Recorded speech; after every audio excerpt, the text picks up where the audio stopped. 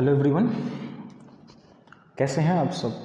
आज की वीडियो में आज हम स्टार्ट करेंगे आज की सबसे बेहतरीन वीडियो इन पॉलिटी की। ठीक है, आज की जो क्लास है वो सबसे बेहतरीन क्लास है इन सबसे बढ़िया क्लासों में। 10 क्लासों में सबसे बेहतरीन क्लास आज की है। तो वीडियो को पूरा देखना है और वीडियो को देखने के बाद आप बताना कि आपको वीडियो कैसी लगी, है ना। आपने इनका चित्र देख ही लिया होगा और आप समझ गए होंगे कि आज हम क्या पढ़ने वाले हैं। तो आज हम पढ़ने वाले हैं अपने भारत के राष्ट्रपति के बारे में। टॉपिक थोड़ा सा लंबा है क्योंकि राष्ट्रपति एक टॉपिक बहुत बड़ा टॉपिक होता है और मैंने इसको इस तरीके से आपको कराया है कि अगर आप मेरे को 30 से 40 मिनट दोगे तो मैं पूरा टॉपिक आपको करा दूंगा, है ना। तो राष्ट्रपति टॉपिक को हम दो तरीकों से पढ़ेंगे। पहले हम पढ़ेंगे थ्योरी सेक्शन कि भाई थ्योरी सेक्शन क्या क्या है राष्ट्रपति के बारे में, प्लस फिर राष्ट्र एग्जाम में जो आर्टिकल आ जाते हैं कभी कभी राष्ट्रपति को लेकर, अनुच्छेद को लेकर, उनको पढ़ेंगे। दूसरी बात, फिर हम भारत के कौन कौन से राष्ट्रपति हैं और जो द्रौपदी मुर्मू हैं ये कौन से नंबर की राष्ट्रपति हैं, इन सब के बारे में जानेंगे। मतलब पूरा डिटेल हम जानने वाले हैं। तो वीडियो को पूरा देखना है और बैठ जाइए बिल्कुल पेन और पेपर लेके और धीरे धीरे समझना है कि आज राष्ट्रपति क्या है। पूरा जड़ से खत्म कर देंगे आज के बाद। अगर आपने पूरी वीडियो देख ली तो राष्ट्रपति से एक भी टॉपिक या एक भी डाउट आपका नहीं रहने वाला है। ठीक है, तो स्टार्ट करते हैं बिना टाइम वेस्ट किए। देखो, सबसे पहली चीज है कि जो राष्ट्रपति है अपना, है ना, राष्ट्रपति जो है भारत का एक राष्ट्रपति होता है। भारत का एक राष्ट्रपति होता है और जो हमने राष्ट्रपति का पद है वो अमेरिका से लिया है। पहली बात हमने देखी कि भारत का एक राष्ट्रपति होगा, ठीक है, और राष्ट्रपति का पद हमने कहाँ से लिया है, अमेरिका का। ठीक, अब देखो राष्ट्रपति का भले ही पद हमने अमेरिका से ले लिया हो, यूएसए से ले लिया हो, लेकिन हमारे राष्ट्रपति में और उनके राष्ट्रपति में, यूएसए के राष्ट्रपति में जमीन आसमान का फर्क है। कैसा, देखते हैं। देखो, जो यूएसए का राष्ट्रपति होता है उसका टाइम पीरियड होता है 4 साल का और हमारे राष्ट्रपति का टाइम पीरियड कितना होता है, 5 साल का। जो यूएसए का राष्ट्रपति होता है उसके पास सारी शक्तियां होती हैं, टोटल पावर होती हैं पूरे देश की, लेकिन हमारे देश की जो मेन पावर होती है वो किसके पास होती है, प्रधानमंत्री के पास। तीसरा डिफरेंस क्या होता है, जो यूएसए का राष्ट्रपति होगा वो मात्र 2 बार ही राष्ट्रपति बन सकता है, ठीक, लेकिन भारत का जो राष्ट्रपति होता है वो कितनी बार भी आपका बन सकता है। जब तक वो जीवित है तब तक वो राष्ट्रपति बन सकता है। तो आपको याद रखना है कि भारत का एक राष्ट्रपति होता है और राष्ट्रपति का पद हमने कहाँ से लिया है, अमेरिका से। ठीक, दूसरा पॉइंट क्या है, दूसरा पॉइंट ये कहता है कि राष्ट्रपति देश की कार्यपालिका का प्रमुख होता है, अर्थात देश में सभी कार्य राष्ट्रपति के हस्ताक्षर के बाद ही किए जाते हैं। देखो, जो हमारा राष्ट्रपति होता है, कार्यपालिका का मतलब होता है एग्जीक्यूटिव, है ना, एग्जीक्यूटिव हेड। अगर आपसे पूछे इंडिया का कार्यपालिका का प्रमुख कौन होता है या एग्जीक्यूटिव हेड कौन है, तो आप बोलोगे जी भारत का प्रेसिडेंट ही एग्जीक्यूटिव हेड होता है, कार्यपालिका का प्रमुख होता है। देखो, कार्यपालिका का मतलब क्या होता है, कार्यपालिका का मतलब होता है काम।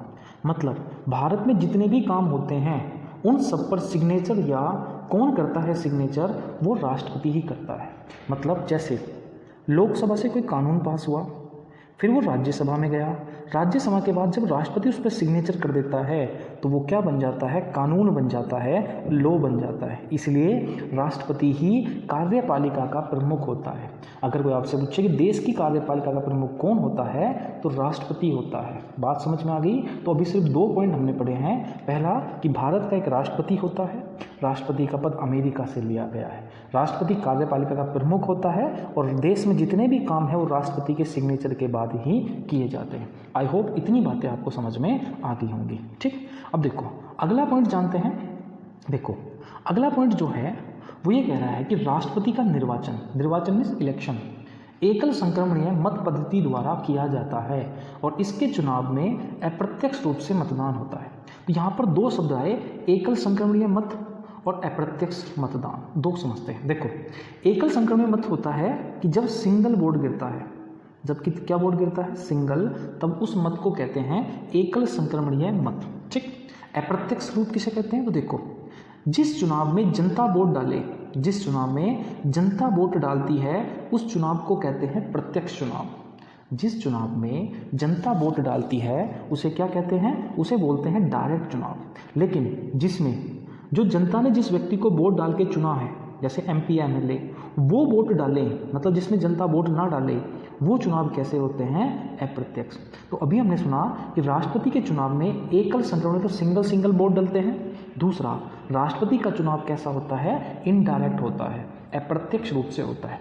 अब देखते हैं कौन कौन डालते हैं राष्ट्रपति के चुनाव में। तो देखो, राष्ट्रपति के चुनाव में लोकसभा बोर्ड के सदस्य वोट डालते हैं, लोकसभा के, राज्यसभा के, जितनी भी विधानसभा हैं उनके सदस्य डालते हैं विधानसभा के, ठीक। और आपका दिल्ली प्लस पौंडीचेरी,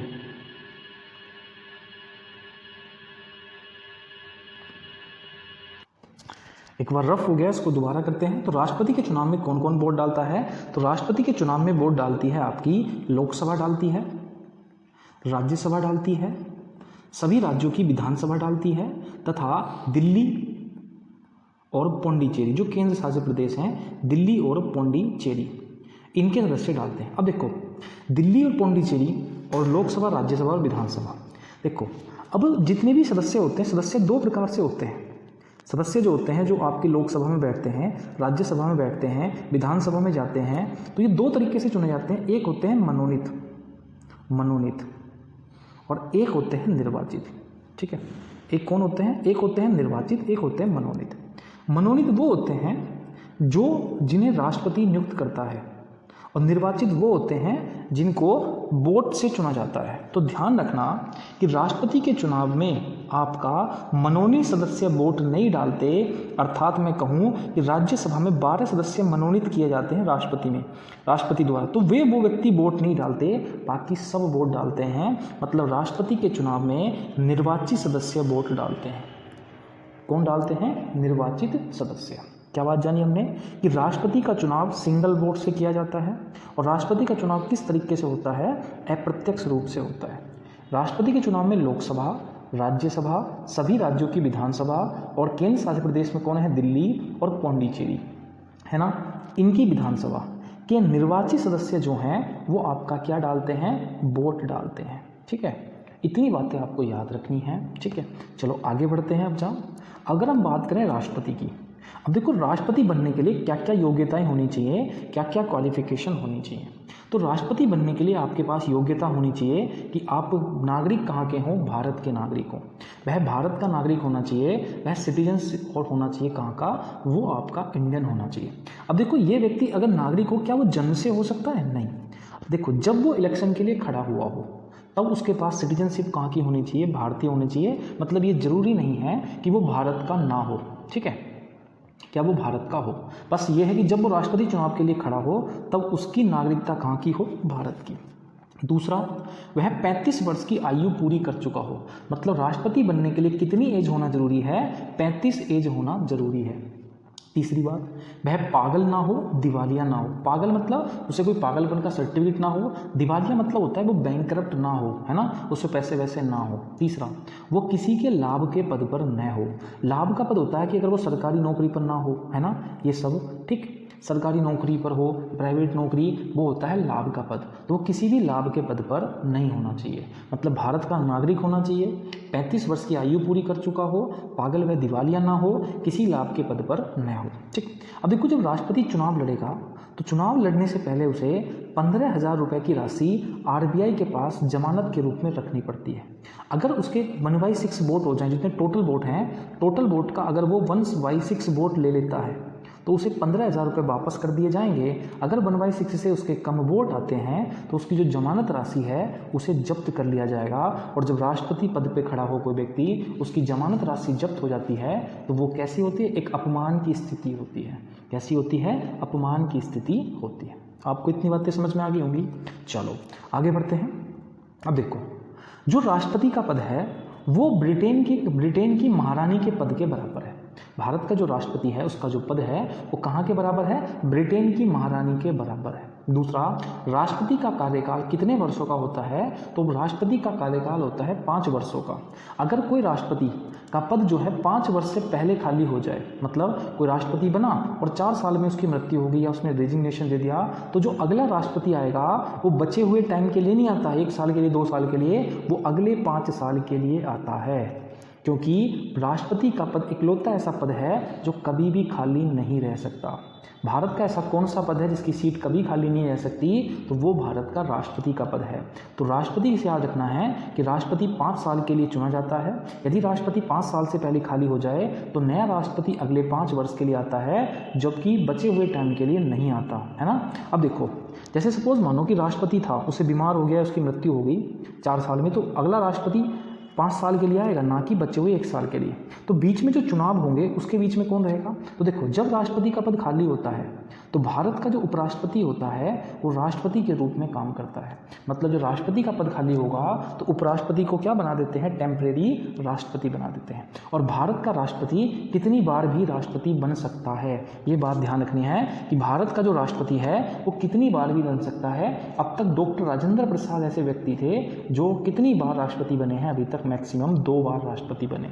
मतलब 1 से अधिक बार राष्ट्रपति बनने वाला व्यक्ति कौन है? डॉक्टर राजेंद्र प्रसाद है। ठीक, चलो आगे बढ़ते हैं।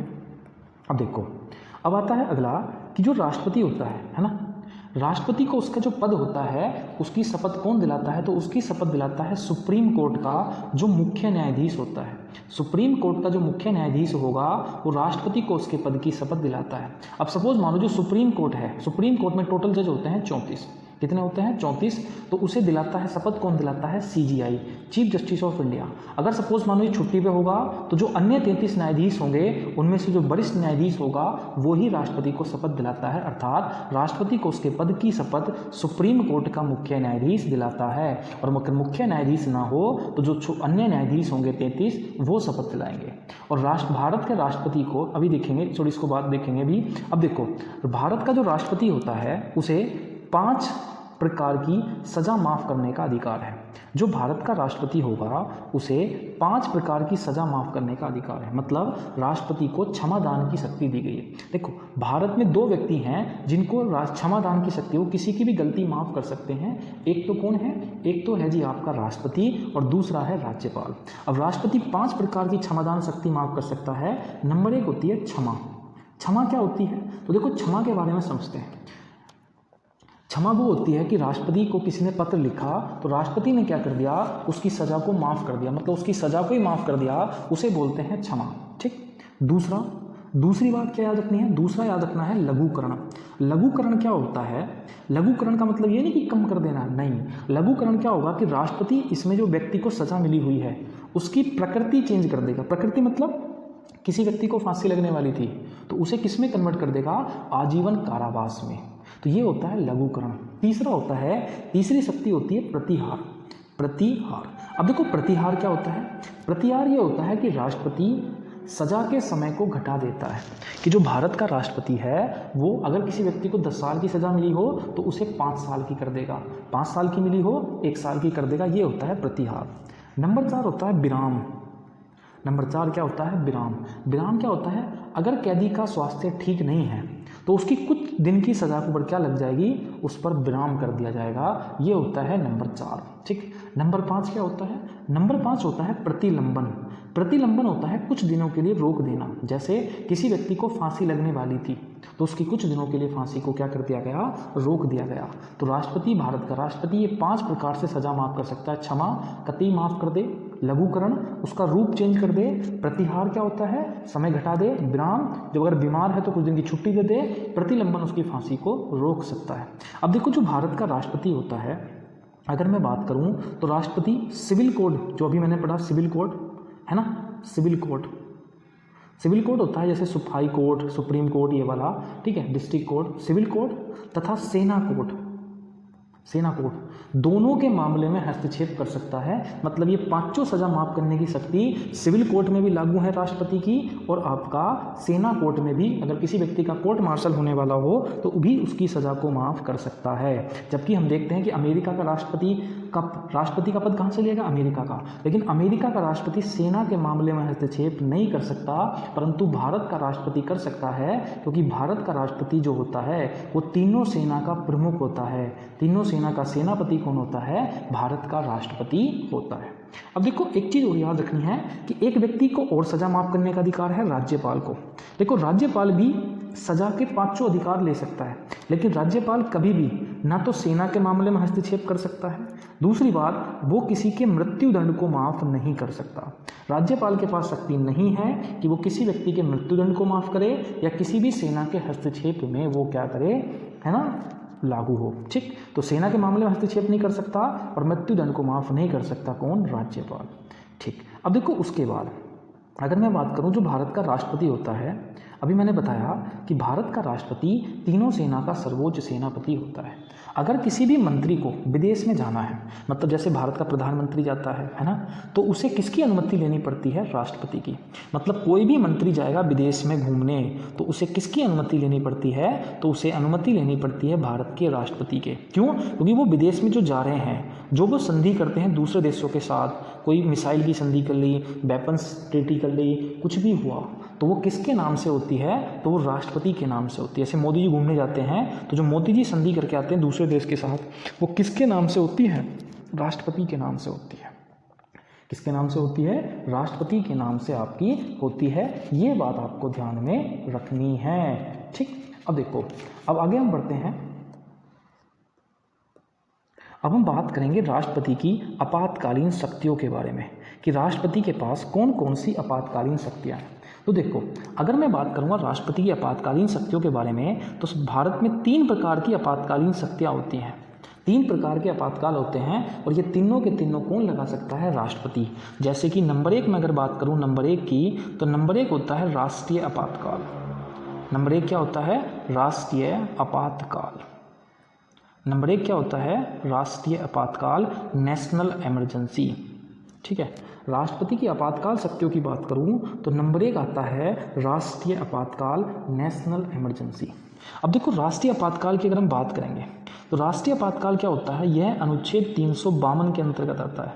किस आर्टिकल के अंतर्गत आता है, 352 के अंतर्गत। और जब पूरे देश में जब इमरजेंसी लगती है, पूरे देश में जो आपातकाल लगता है, ठीक है, उसे ही बोला जाता है आपका क्या, आपातकाल। पूरे देश में जब आपातकाल लगता है तो उसे ही बोला जाता है राष्ट्रीय आपातकाल।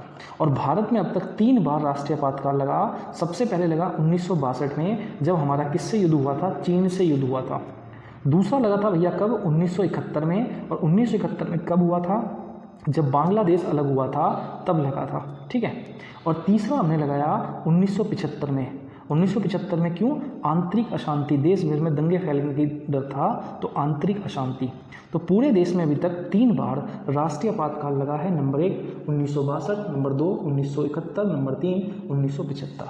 अब देखो, राष्ट्रपति क्या ऐसी आपातकाल लगा देता है, नहीं। राष्ट्रपति जो है आपातकाल लगाने से पहले गृह मंत्रालय से आपका क्या लेता है, परमिशन लेता है।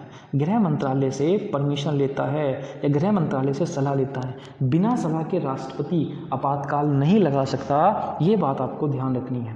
अब राष्ट्रीय आपातकाल लगा देता है तो भैया राष्ट्रपति को 30 दिन के अंदर संसद से मंजूरी दिलानी पड़ेगी कि आपातकाल लगाना है या नहीं लगाना है। ठीक, अगर संसद ने कह दिया तो इस आपातकाल लगा रहेगा, अगर संसद ने मना कर दिया तो आपातकाल को तुरंत समाप्त कर दिया जाएगा।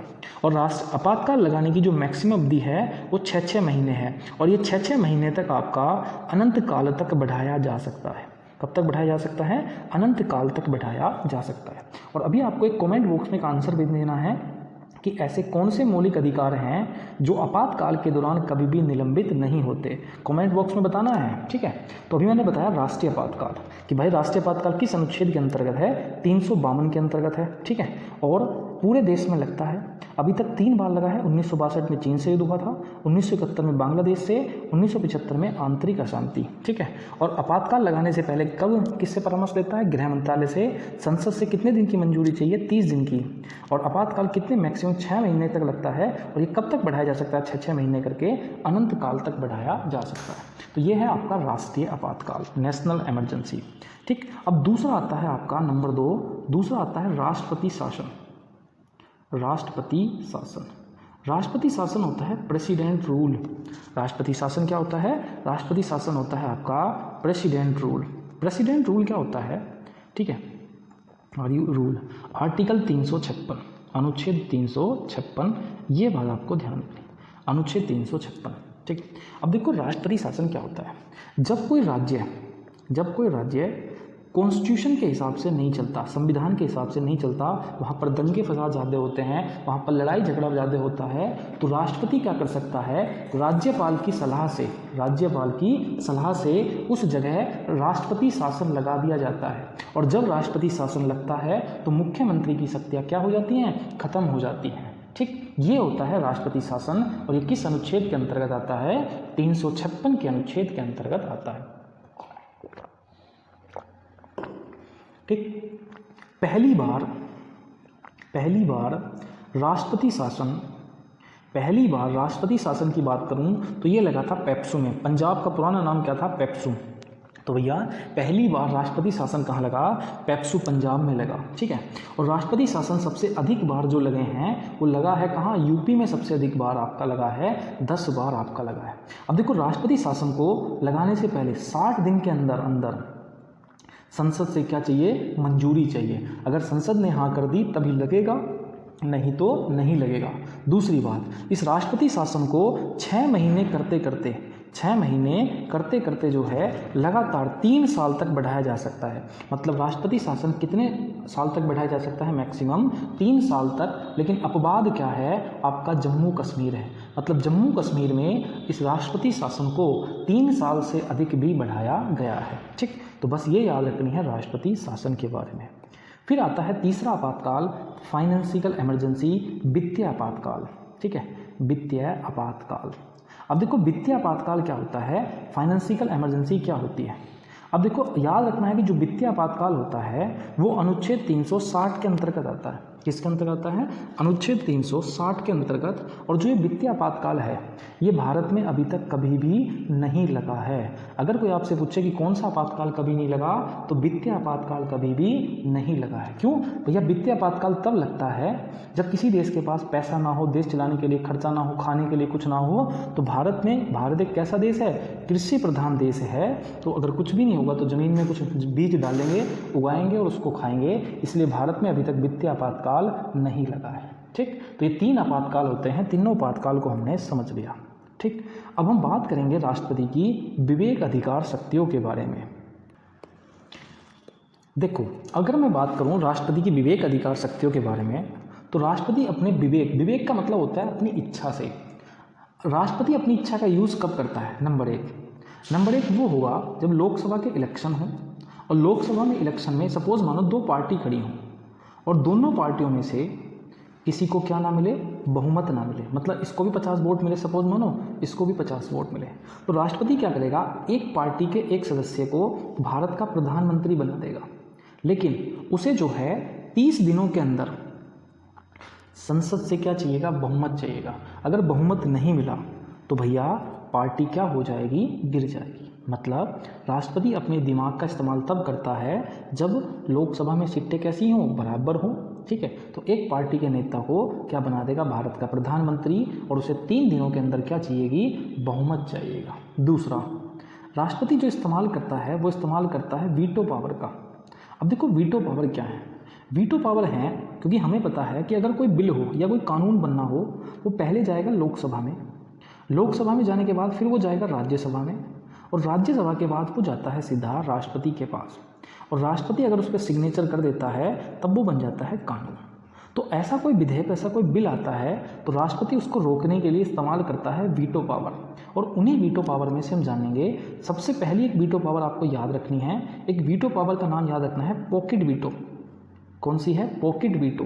पॉकेट वीटो ऐसी है, अगर कोई अमेंडमेंट आता है, राष्ट्रपति उस पर सिग्नेचर करे या ना करे, ठीक है, और उसे अपनी जेब में रख लेता है, मतलब ना तो सिग्नेचर करता है ना ही आपका उसे मना करता है कि मैं नहीं कर रहा, तो भैया उसे बोलते हैं पॉकेट वीटो। और इसका इस्तेमाल एक ही बार हुआ है जब डाक संशोधन विधेयक आया था। जब क्या आया था, डाक संशोधन विधेयक, मतलब डाक संशोधन बिल आया था। ज्ञानी जेल सिंह जब प्रधानमंत्री थे, ठीक है, ज्ञानी जेल सिंह जब राष्ट्रपति थे, तो उन्होंने क्या करा था, इसका पॉकेट वीटो का इस्तेमाल किया था। ये बात आपको ध्यान रखनी है, ठीक है, पॉकेट वीटो। ठीक, चलो आगे बढ़ते हैं। अब देखो, अब हम बात करेंगे महाभियोग की, इम्पीचमेंट की। बहुत इंपॉर्टेंट आर्टिकल है। सबसे पहले तो एक आर्टिकल याद रखना है कि आर्टिकल 61 क्या है। तो आर्टिकल 61 संबंधित है महाभियोग। देखो, महाभियोग की अगर बात करें तो महाभियोग क्या होता है, इम्पीचमेंट क्या होता है, अगर मैं बोलूँ कि राष्ट्रपति को हटाना ही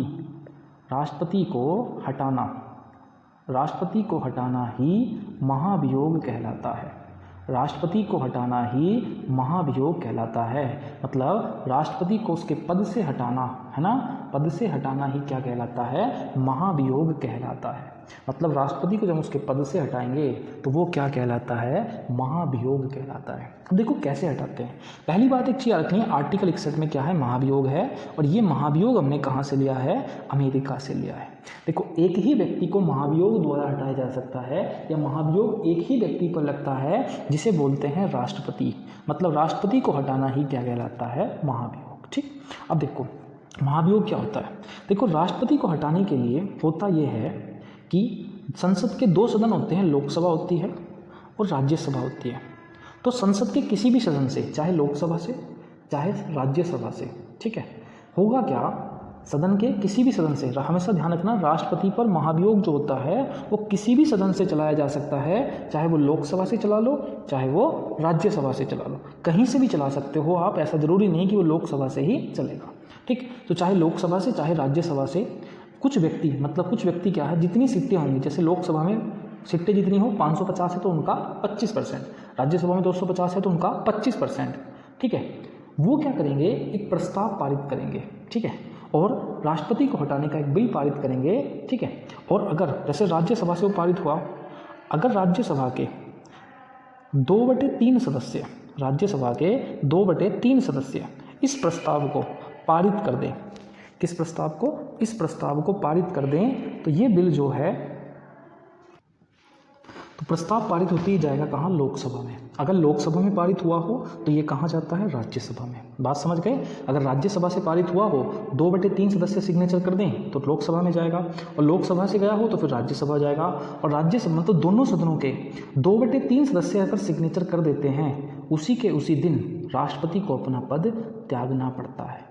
ठीक है, ये बात आपको ध्यान रखनी है कि राष्ट्रपति को हटाना ही महाभियोग कहलाता है। महाभियोग अनुच्छेद 61 के तहत आता है, और हमने कहाँ से लिया है, अमेरिका से लिया है। और राष्ट्रपति को हटाने के लिए महाभियोग लोकसभा से भी चलाया जा सकता है, राज्यसभा से भी चलाया जा सकता है, और दोनों सदनों से कितने सदस्यों के हस्ताक्षर होने जरूरी हैं, 3 में से 2, मतलब 2/3 सदस्यों के हस्ताक्षर होने अनिवार्य हैं। और जब दोनों सदनों के सदस्य इस पर हस्ताक्षर कर दें, तभी के तभी राष्ट्रपति को अपना पद छोड़ना पड़ेगा। ये वाली बातें आपको ध्यान में रखनी है। ठीक, चलो आगे बढ़ते हैं कुछ इंपॉर्टेंट पॉइंट के साथ। देखो कुछ इंपॉर्टेंट पॉइंट क्या है।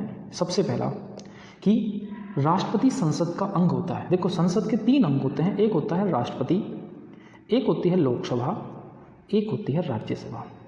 मतलब संसद के 3 अंग होते हैं, तो राष्ट्रपति संसद का अंग होता है, ये वाली बात ध्यान रखनी है। ठीक, देश के जितने भी कार्य हैं वो किसके नाम से होते हैं, राष्ट्रपति के नाम से होते हैं, क्योंकि राष्ट्रपति कार्यपालिका का क्या होता है, प्रमुख होता है। ठीक, नेक्स्ट, संयुक्त अधिवेशन को बुलाने का अधिकार किसके पास है, राष्ट्रपति के पास। संयुक्त अधिवेशन क्या है कि जब लोकसभा और राज्यसभा दोनों की बैठक को एक साथ बुलाए, लोकसभा के सारे सदस्य एक साथ बुला लो और राज्यसभा दोनों को एक साथ बुला लें, तो उन्हें बुलाने का अधिकार किसका है, राष्ट्रपति के पास। ठीक, अध्यादेश जारी करने का अधिकार होता है राष्ट्रपति। अध्यादेश क्या होता है, जब संसद में कोई काम ना चल रहा हो, ना बैठक हो रही ना कुछ हो रही, तो राष्ट्रपति एक टेम्परेरी कानून लागू करता है, उसे बोलते हैं अध्यादेश।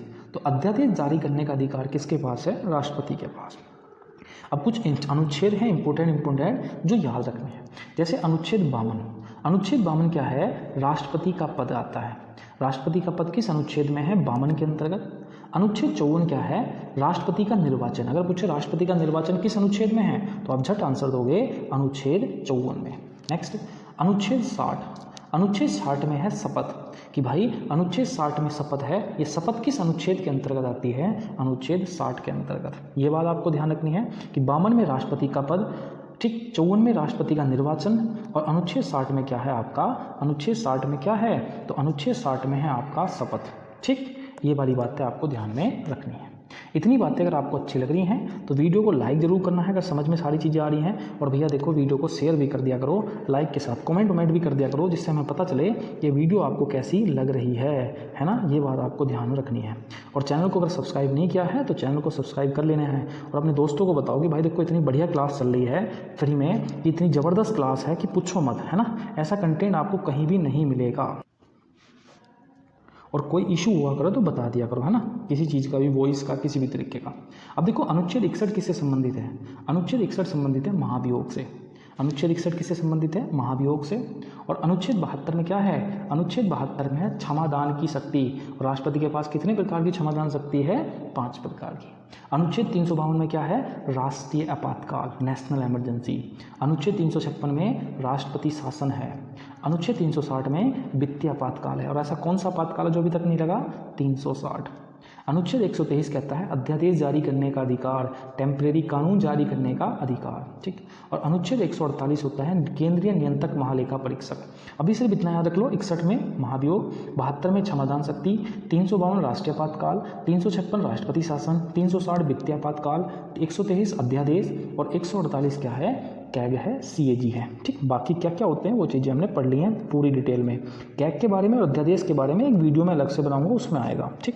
चलो अब देखो कुछ चीज़ें आपको पता होनी चाहिए। क्या? कि राष्ट्रपति किसकी तो नियुक्ति करता है, ठीक। किस किस को राष्ट्रपति चुनता है, किस किस की नियुक्ति करता है।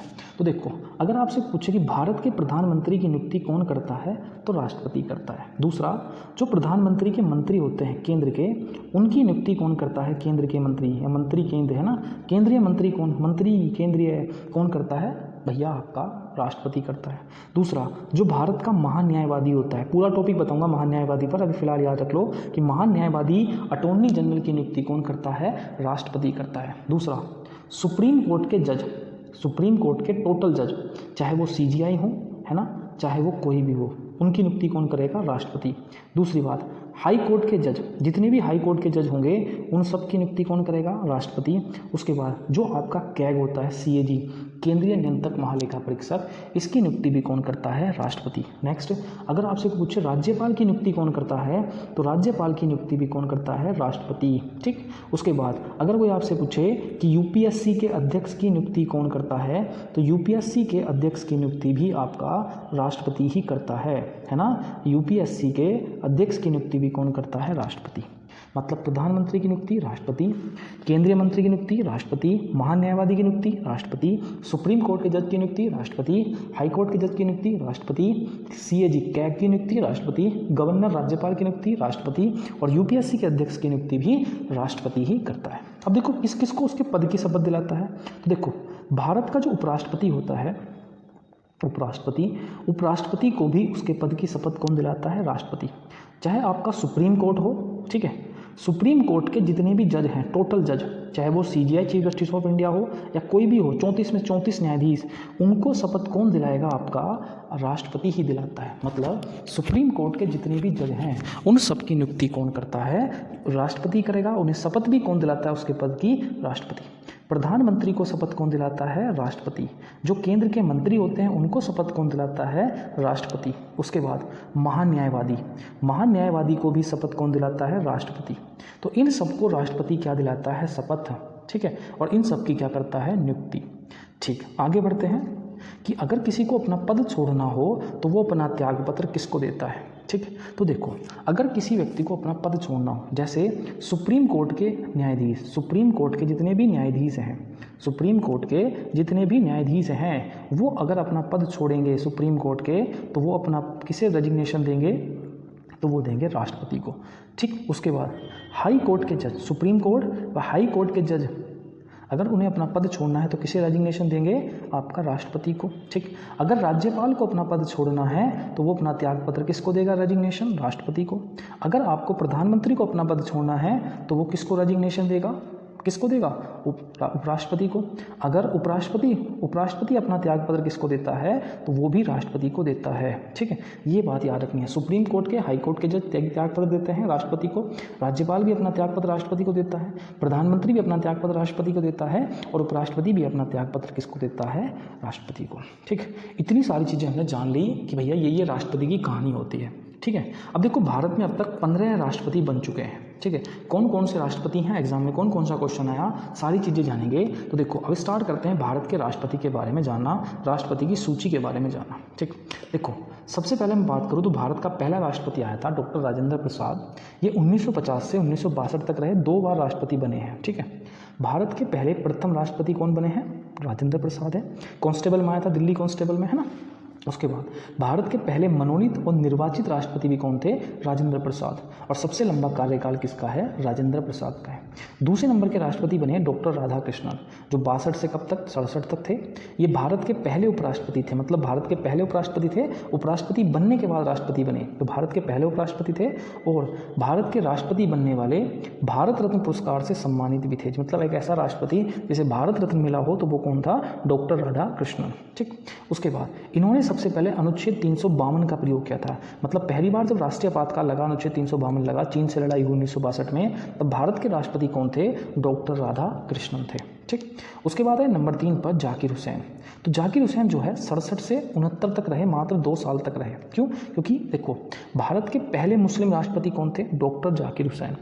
भारत के पहले मुस्लिम राष्ट्रपति कौन थे, डॉक्टर जाकिर हुसैन, ठीक। और भारत का पहला राष्ट्रपति जिसकी कार्यकाल में मृत्यु हो गई तो वो कौन था, डॉक्टर जाकिर हुसैन ही थे। भारत का पहला मुस्लिम राष्ट्रपति जाकिर हुसैन, और भारत का पहला राष्ट्रपति जिसकी मृत्यु अपने कार्यकाल में होगी तो वो कौन था, जाकिर हुसैन ही थे। और सबसे छोटा कार्यकाल और कभी भी उपराष्ट्रपति नहीं बने हैं ये, तो वो कौन है, आपका जाकिर हुसैन है। इतनी बातें आपको याद रखनी है, ठीक। अब नंबर 4 पे चलते हैं। तो देखो मैंने बताया कि जब राष्ट्रपति की मृत्यु हो जाती है तो जो अगला राष्ट्रपति आता है तो वो 5 साल के लिए आता है बचे हुए, लेकिन बीच के लिए कभी भी सीट खाली नहीं छोड़ सकती। तो हम क्या करते हैं, आपका किसी व्यक्ति को चुन लेते हैं। तो वो चुना गया था कौन, बीबी गिरी, ठीक है। अब बीबी गिरी नंबर 4 के राष्ट्रपति बने, ठीक। स्वतंत्र उम्मीदवार के रूप में चुने जाने वाले आपके पहले राष्ट्रपति है, मतलब बिना निर्विरोध चुने गए। दूसरी राष्ट्रीय आपातकाल की घोषणा किसके समय हुई, बीबी गिरी के, ठीक। और दूसरी मतगणना का चुनाव जीतने वाले पहले राष्ट्रपति हैं, ठीक। और इन्होंने केंद्रीय श्रम मंत्री के रूप में भी कार्य किया है, ठीक। उसके बाद नंबर 5वें राष्ट्रपति बने फरुखुद्दीन अली अहमद। और फरुखुद्दीन अली अहमद जो थे ये दूसरे राष्ट्रपति थे जिनकी मृत्यु किसमें हो गई, कार्यकाल के दौरान आपकी हो गई। और तीसरा आपातकाल जब लगा था हमारा 1971 में, दूसरा आपातकाल है ना, सॉरी तीसरा आपातकाल जब लगा था आंतरिक अशांति के कारण, तब कौन थे, आपके फरुखुद्दीन अली अहमद, ठीक है। मतलब पहले में कौन थे, पहले में थे आपके कौन, कमेंट में बताना है। दूसरे में कौन थे, बीबी गिरी, ठीक है। तीसरे में कौन थे, फरुखुद्दीन अली अहमद। ये बात आपको ध्यान में रखनी है। चलो आगे बढ़ते हैं नेक्स्ट। उसके बाद आए बीडी जत्ता। और जो ये बीडी जत्ता थे ये तीसरे कार्यवाहक राष्ट्रपति थे, मतलब तीसरे टेम्परेरी क्या थे, राष्ट्रपति थे, ठीक। प्रधानमंत्री को शपथ दिलाने वाले कार्यवाहक राष्ट्रपति मोरारजी देसाई, ठीक। अब देखो नीलम संजीव सिंह रेड्डी छठे राष्ट्रपति हैं। अगर आपसे कोई पूछे नीलम संजीव की सबसे अधिक उम्र के राष्ट्रपति कौन है, एनटीपीसी में पूछा गया 2020 में, तो सबसे अधिक उम्र के राष्ट्रपति बने हैं आपके कौन, नीलम संजीव सिंह रेड्डी। और नीलम संजीव सिंह रेड्डी पहले निर्विरोध चुने गए राष्ट्रपति भी हैं, है ना। पहले निर्विरोध चुने गए राष्ट्रपति भी कौन है, नीलम संजीव सिंह रेड्डी। फिर आया आपका ज्ञानी जेल सिंह। और ज्ञानी जेल सिंह 1982 से 1987 तक हैं। और मैंने बताया कि भारत के पहले सिख राष्ट्रपति कौन हैं, तो भारत के पहले सिख राष्ट्रपति हैं ज्ञानी जेल सिंह। और देखो मैंने भी बताया था पॉकेट वीटो का इस्तेमाल सबसे पहले किसने किया था, तो वो किया था ज्ञानी जेल सिंह ने। उसके बाद आर वेंकट रमन। और आर वेंकट रमन से याद रखना है कि सबसे अधिक उम्रदाज राष्ट्रपति कौन हुए हैं, तो आर वेंकट रमन हुए हैं। जब ये राष्ट्रपति बने थे तब इनकी एज कितनी थी, 76 वर्ष थी। 90 बने आपके शंकर दयाल शर्मा। इनसे कुछ खास याद नहीं रखना है, ठीक। अब देखो 10वें राष्ट्रपति आपके बनते हैं के.आर. नारायण। के.आर. नारायण भारत के पहले दलित राष्ट्रपति कौन थे, तो भारत के पहले दलित राष्ट्रपति थे, याद रखना है, इंपॉर्टेंट है। भारत के पहले दलित राष्ट्रपति थे के.आर. नारायण। दूसरे कौन है, द्रौपदी मुर्मू, ठीक। 11वें नंबर के राष्ट्रपति बने एपीजे अब्दुल कलाम। और एपीजे अब्दुल कलाम जो है आपका 2002 से 2007 तक रहे हैं, ठीक। और भारत के पहले वैज्ञानिक राष्ट्रपति भी कौन है, एपीजे अब्दुल कलाम है, ठीक। उसके बाद 12वें नंबर की राष्ट्रपति बनी प्रतिभा सिंह पाटिल, जो 2007 से 2012 तक थी। भारत की पहली महिला राष्ट्रपति कौन थी, तो प्रतिभा सिंह पाटिल थी, ठीक। 13वें नंबर के राष्ट्रपति बने प्रणब मुखर्जी, जो 2012 से 17 तक रहे थे, ठीक है, और 2019 में इन्हें भारत रत्न भी मिला है और ये योजना आयोग के उपाध्यक्ष भी रह चुके हैं। और 14वें नंबर के राष्ट्रपति थे 2012 से 22 तक, ठीक है, रामनाथ कोविंद, ठीक है। बस उसके बाद नंबर पे 15वें और लास्ट राष्ट्रपति कौन है, तो नंबर 15वें और लास्ट राष्ट्रपति हैं द्रौपदी मुर्मू। द्रौपदी मुर्मू जो हैं 25 जुलाई 2022 से राष्ट्रपति हैं और ये 2027 तक आपका राष्ट्रपति रहेंगी और ये 15वें नंबर की राष्ट्रपति हैं, ठीक। और भारत की राष्ट्रपति के रूप में चुने जाने वाली पहली आदिवासी महिला राष्ट्रपति भी हैं। पहली आदिवासी महिला राष्ट्रपति हैं, लेकिन आदिवासी महिला तो हैं, आदिवासी राष्ट्रपति दूसरे नंबर की हैं, ठीक है। और भारत की सेकंड आपकी महिला आपकी राष्ट्रपति हैं। और इन्हें राष्ट्रपति की जो पद है शपथ किसने दिलाई थी, तो उस समय भारत के CGI थे NV रमना, ठीक है। और द्रौपदी मुर्मू को सबसे ज़्यादा जो वोट मिले हैं वो यूपी से मिले थे, 208 वोट मिले थे आपका यूपी से, ठीक है। और सबसे कम वोट कहाँ से मिले आपका, सिक्किम से मिले हैं, सिक्किम से आपका सबसे कम मिले। सबसे ज़्यादा यूपी से वोट मिले द्रौपदी मुर्मू को और सबसे कम में आपका कहाँ से मिले हैं, तो आपका सिक्किम से मिले। तो यहाँ पर हमारा राष्ट्रपति जो टॉपिक है वो ख़त्म हो गया है। वीडियो अच्छी लगी है तो कमेंट करके हमें ज़रूर बताना है, चैनल को सब्सक्राइब करना है, वीडियो को शेयर करना ना भूलें। और आज का एक क्वेश्चन है जो आपको करके बताना है कमेंट बॉक्स में कि आपातकाल के दौरान कौन से अनुच्छेद कभी भी निलंबित नहीं होते हैं। एक कमेंट बॉक्स में आपको इसका आंसर देना है। मिलते हैं नेक्स्ट वीडियो में, तब तक के लिए जय हिंद, जय भारत।